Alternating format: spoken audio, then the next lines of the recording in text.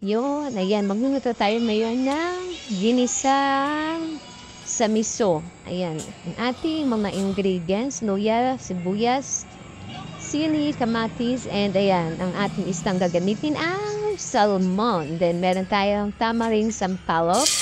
And then, magigisa na tayo ng ating Yung more ka ba? Gawin mo na yung luya. homework mo. Unahin natin ang luya, mga lods. Ganyan ang paggisa natin. Unahin natin ang luya kasi para hindi masunod yung iba. Then after ng luya, isunod natin ang sibuyas. Haluin natin para hindi siya masunog. Maaroma ang sibuyas at ang luya.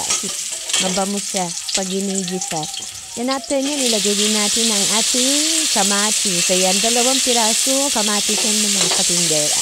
Siyempre, kailangan na malinis ang inyong kamay kasi naghugas na ako ng kamay dyan. And then, ayan, pisa-pisain natin ang kamatis pag tayo ay nagisa niya. Ayan, para mas malasa siya.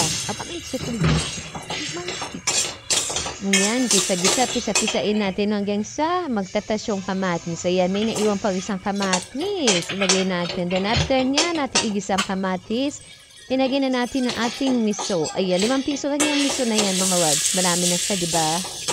Pero siyempre, naamoy ko yung miso kasi meron akong mga nabibiling miso. Sobrang maamoy na. Parang piling ko luma na siya. Kaya minsan talaga inaamoy ko. So, ito naman so far, ganda ang amoy ng miso na to. Ayan, lutuin natin ang miso. Ayan, sumisip na mantika ang miso, mga lods. So, halu-haluin natin para hindi siya masunog.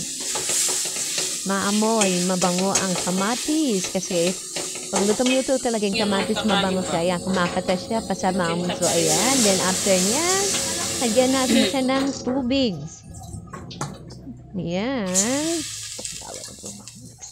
2 baso na yung nailagay ko at dagdagan pa natin ng 1 baso. Ayan, 3 glass of water. Then yan. Kumulo na siya, mga lods. Nilagay ko ng isda na salmon. Ayan, nilagay ko na siya pagkakulo niya kanina. Hindi ko na siya na-videohan. Then, ilagay natin si tamarind, sampalok original. Bata naman. Ayan, lagay natin. Then, timplahan din natin yan na lagay muna natin yung siling green. 2 nilagay ko. And then, lagyan din natin ng yan, kasama yung patis. Yan. Pantayin lang muna natin ang patis kasi pwede naman natin dagdagan yung mamaya pagpulang. Then, maglagay tayo ng konting magic sarap, pamalogs. Wala. Yan, konti lang. Balitan yung butas ng magic sarap ko kaya. Konti lang ilalagay na siya. Then, after a few minutes, kumulo na siya, mga logs. Lagyan ko na rin siya kanina na pamintang powder. Ayan. So, nagdagdag tayo kanina ng patis ng konti kasi medyo kulang yung patis na una kong nilagay. Ayan, kumukulo na siya, mga lods. Yan. Pagkakulo niyan, ilagay na natin itong mustasa. Ayan, 10 piso yung mustasa, mga katindera.